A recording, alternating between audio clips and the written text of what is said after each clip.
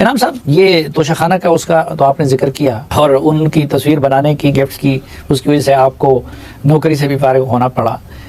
توشہ خانہ کے علاوہ بھی کوئی قیمتی تحفے تحائف آتے تھے بنی گالہ میں؟ جی بالکل آتے تھے، تحفے منگوائے جاتے تھے، آتے تھے، منگوائے بھی جاتے تھے؟ جی بالکل منگوائے بھی جاتے تھے. ہاں بالکل. یہ کس طرح کے لوگوں سے منگوائے جاتے تھے؟ مختلف شخصیات تھی، بڑے بڑے جن میں نام ہیں. امیر لوگ. جی بالکل. اچھا جی جی. تعلق ہی صرف امیر لوگوں سے رکھا جاتا تھا. جی غریب لوگوں سے تعلق نہیں رکھا جاتا. اچھا، غریب لوگوں سے تعلق نہیں رکھا جاتا تھا؟ نہیں. تو وہ تو کہتے ہیں کہ بڑی روحانی شخصیت ہے، تو روحانی شخصیات تو غریبوں کا بہت خیال رکھتی ہے، لیکن ادھر امیر لوگ ہی آتے تھے. ادھر امیر لوگ ہی آتے تھے جی، اور ان سے مختلف چیزیں بھی منگوائی جاتی تھیں. یہ چھٹی کے بعد شام کے وقت جب خان صاحب ادھر چلے جاتے تھے تو رات کے وقت میں زیادہ تر کس طرح کے لوگوں کا آنا جانا ہوتا تھا؟ اس میں ڈفرینٹ لوگ ہوتے تھے جی.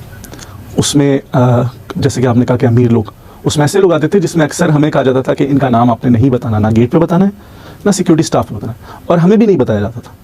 ہمیں صرف گاڑی کا نمبر بتا دیا جاتا تھا، یا اس کے ساتھ جو دوسری گاڑی ہے اس کا نمبر بتا دیا جاتا تھا کہ گاڑی آئے گی، اس کو آپ اوپر بھیج دیجیے گا.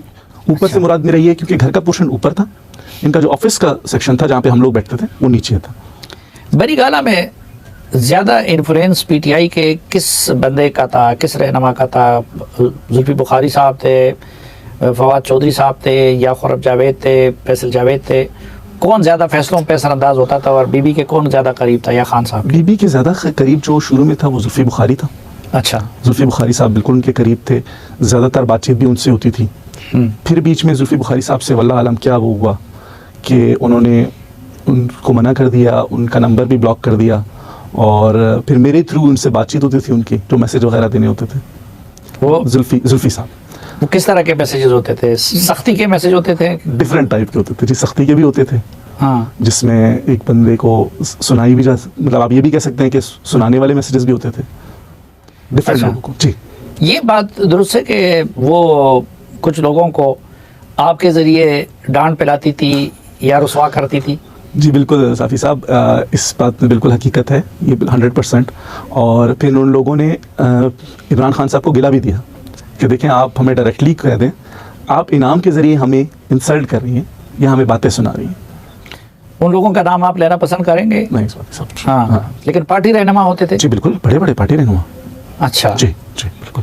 اچھا، یہ جو کہا جاتا ہے کہ جہانگیر ترین صاحب کو وہاں سے فارغ کرنے میں بشرا بی بی کا بھی کوئی رول تھا، یہ حقیقت ہے؟ جی بالکل حقیقت ہے، کیونکہ بشرا بی بی کو لگتا تھا کہ جو عمران خان صاحب کی وجہ سے یہ لوگ بہت زیادہ فیمس ان کی وجہ سے ہوئے ہیں، یا یہ فائدے یہ لوگ لیتے جا رہے ہیں، عمران خان صاحب کا نام یوز کر رہے ہیں، تو اس کو ان چیزوں سے بڑی زیادہ آپ کہہ سکتے ہیں گرجز تھے ان سے، ترین صاحب سے.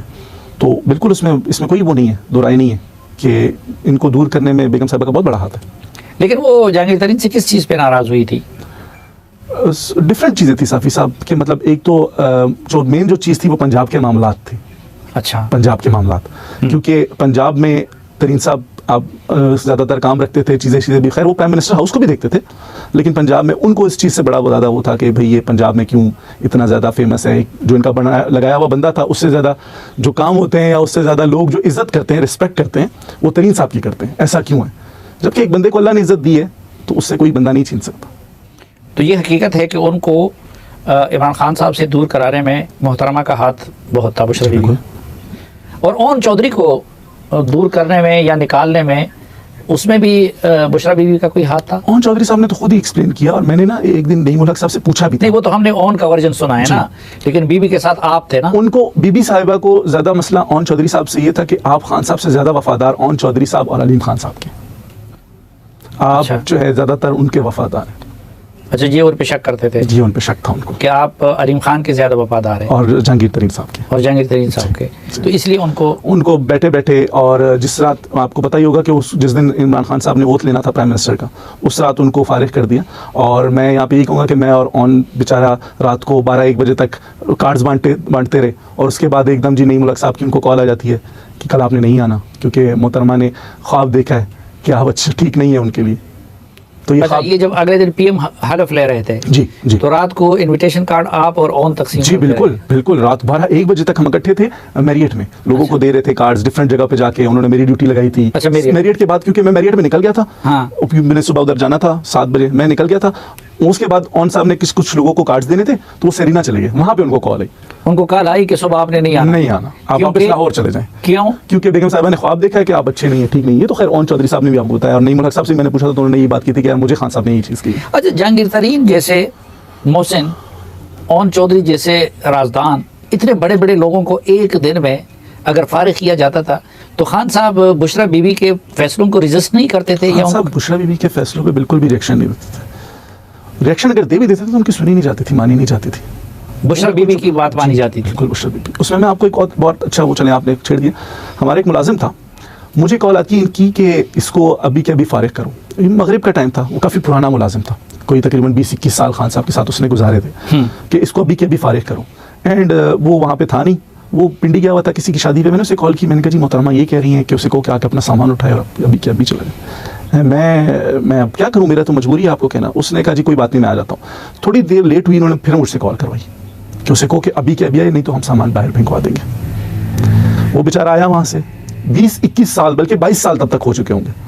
उसने एक काम किया खान साहब के साथ, उसको निकाला। अगले दिन खान साहब ने मुझे कोई चीज़ दी कि ये उस मुलाजिम को दे देना।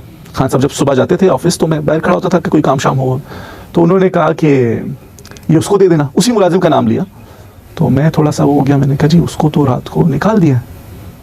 कैसे निकाल दिया? मैंने कहा जी बेगम साहबा की कॉल आई थी, उन्होंने बड़े सख्त अल्फाज में, तो मैं तो जो बेगम साहबा कहेंगी क्योंकि आपका ऑर्डर है। अच्छा चलो ये रखो, वापस आएगा।